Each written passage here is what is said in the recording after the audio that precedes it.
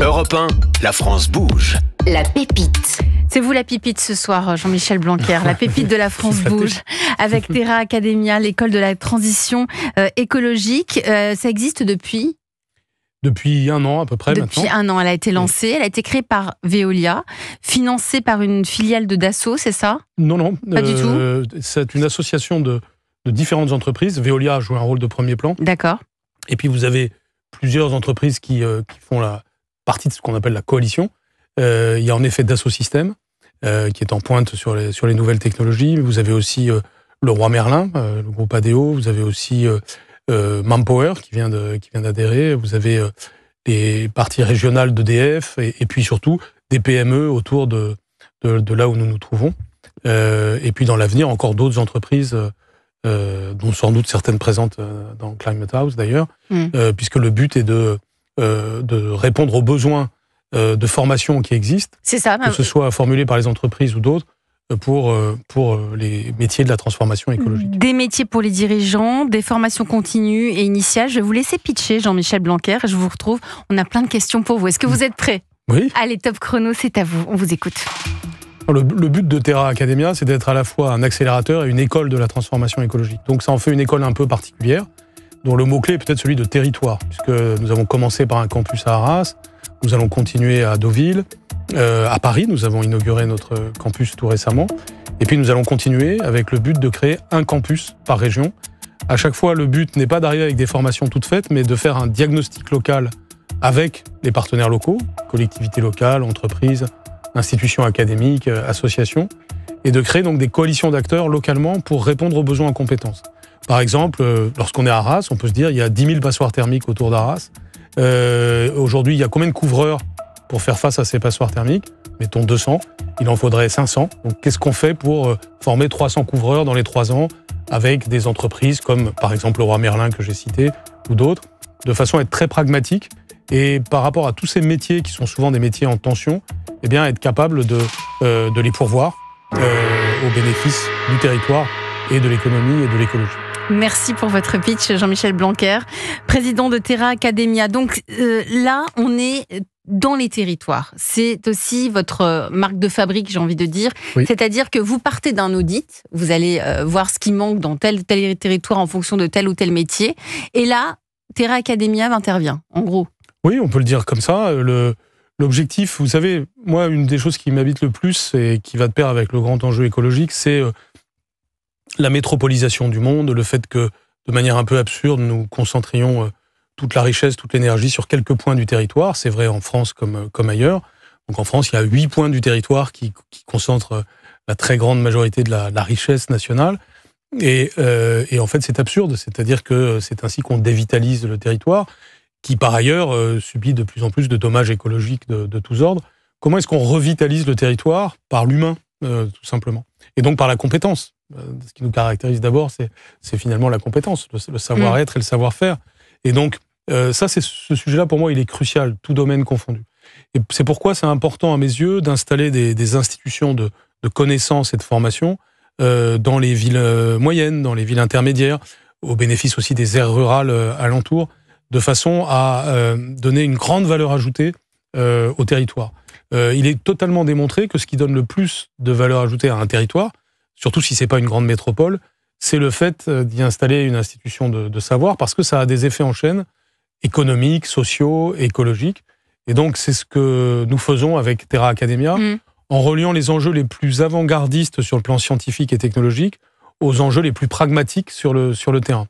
Donc, concrètement, ça veut dire qu'on a un conseil scientifique de Terra Academia avec des membres du CNRS, des professeurs au Collège de France, etc., qui correspondent à toutes les disciplines nécessaires pour la transformation écologique, la biologie, donc ça, la ce physique. sera le corps professoral qui va accueillir Ça, c'est aussi... la matrice du corps professoral. Ouais. Donc, c'est une vingtaine de membres. C'est le conseil scientifique qui existe, que nous réunissons régulièrement, et qui lui-même va être la matrice d'un institut des hautes études de la transformation écologique pour former les décideurs aux bonnes stratégies de transformation écologique. Donc c'est pas seulement pour des novices, j'ai envie de dire, c'est aussi pour des dirigeants d'entreprise, comme absolument. pour The Climate House, ils sont en train pour les accompagner dans leur transformation. Oui, nous assumons complètement d'être spectre large. C'est pour les jeunes et les moins jeunes, c'est de la formation initiale et de la formation continue, c'est des formations courtes, des formations longues, des formations diplômantes, d'autres qui ne le sont pas.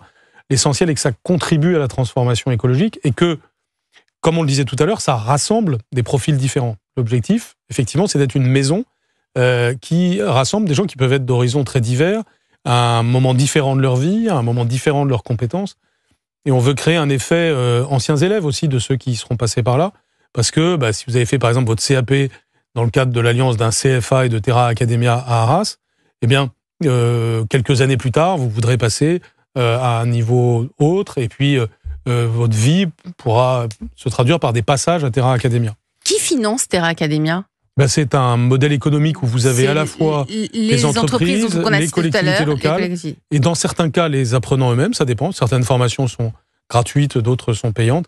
À chaque fois, il s'agit de... Nous sommes une association, donc le but n'est pas de gagner de l'argent, mais d'être à l'équilibre économique grâce à l'articulation des différents acteurs. C'est bien que vous vous rencontriez ce soir.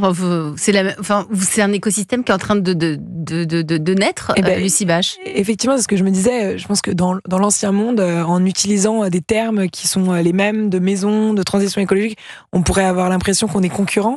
Et en fait, mais pas une seule seconde. En fait, plus on est nombreux sur ce sujet, plus on est à faire naître de plus en plus ces thématiques, plus on sera puissant en fait. Et effectivement, je pense qu'on a déjà identifié énormément de choses sur lesquelles on peut se renvoyer la balle, sur lesquelles on peut accompagner les mêmes acteurs aussi. Et c'est ça que je trouve qui est assez génial dans le monde qu'on est en train de construire, c'est qu'on passe de concurrents à alliés, on passe de faire les choses les uns contre les autres à le faire les uns avec les autres. Et donc en fait, on a des intérêts soudainement qui deviennent alignés. Et ça, c'est hyper beau et j'encourage tout le monde à voir les choses davantage comme ça. Mais c'est ça, c'est-à-dire les uns avec les autres et non plus les uns contre les autres. Lucie Bache, vous êtes en train de diriger un nouveau modèle d'entreprise, un nouveau modèle économique. Ouais, je pense qu'on en a absolument besoin si on veut réussir la transition dont on parle tous. Et c'est ce qu'on disait tout à l'heure, je pense qu'on a tous cette prise de conscience de « il faut y aller ». Mais par contre, on ne sait pas comment toujours. Il faut réapprendre en fait parce qu'on s'est embarqué dans des trucs où effectivement quand quelqu'un fait la même chose que nous, c'est notre concurrent. Non, en fait, c'est notre allié puisqu'il est en train de faire la même chose que nous. Et je pense qu'il y a toutes ces choses où en fait il faut qu'on déconstruise énormément de choses dans lesquelles on s'est inscrit, habitué, pour reconstruire de nouveaux paradigmes, de nouvelles façons de faire. Et typiquement, on s'est beaucoup inscrit comme ayant les centres de décision dans les villes. Je pense qu'effectivement, plus on remettra de choses dans les territoires, plus on sera meilleur on sera. On s'est inscrit en ayant des dirigeants qui ont tous la même tête, qui viennent tous des mêmes endroits, qui ont tous les mêmes discours. Non, en fait, aujourd'hui, il faut faire de la place et la diversité. Nous, on a vraiment tenu à la Clayman House à avoir 40 entrepreneurs femmes et 40 entrepreneurs hommes. De la même manière, on a tenu à accueillir des profils différents aussi. C'est quoi accueillir des profils différents ? Des gens qui ont pas tous les mêmes parcours, qui n'ont pas fait tous les mêmes écoles, qui viennent pas tous des mêmes endroits régionaux aussi. Et effectivement, on a des gens qui viennent de partout dans les 80 entrepreneurs. Et donc, je dis pas que c'est plus facile. Je pense même que c'est plus compliqué. Parce que là, il va falloir faire beaucoup de mises au point de on n'est pas d'accord, mais on va quand même se parler. Exactement. Et en fait, on n'est pas d'accord, on n'a pas les mêmes sensibilités. Et donc, ça veut dire qu'il y a plein de fois où on va s'entrechoquer, en fait. Mais c'est ça, en fait, être humain et vivre en société. Oui, vous avez raison, Lucie. Qui va arbitrer ? Qui va faire en sorte que ça se passe bien ? Moi, je pense toujours à ça. Je me dis, mais...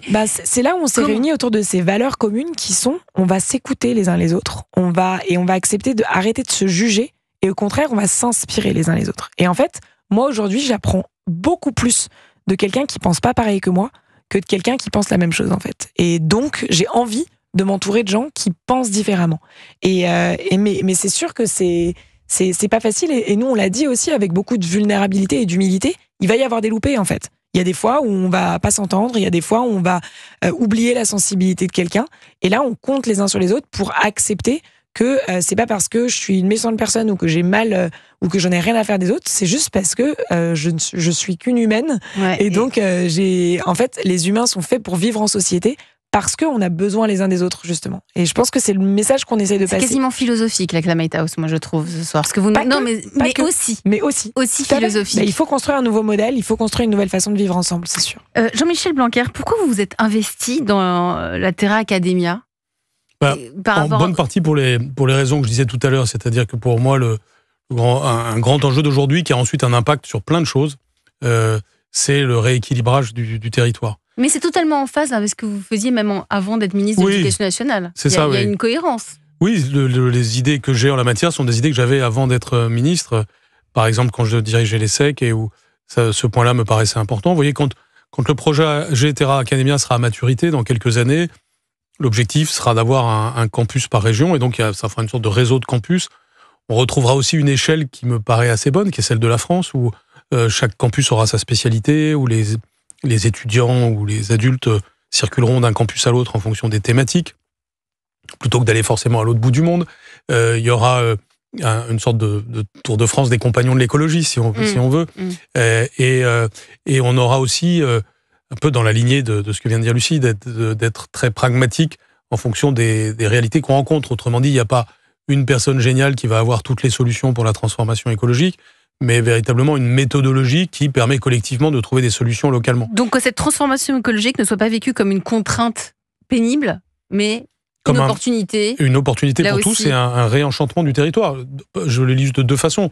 D'un point de vue social déjà. Par exemple, une des choses que nous faisons concrètement, ce que je vous dis existe déjà, on le fait à Arras, mais on le fera ailleurs.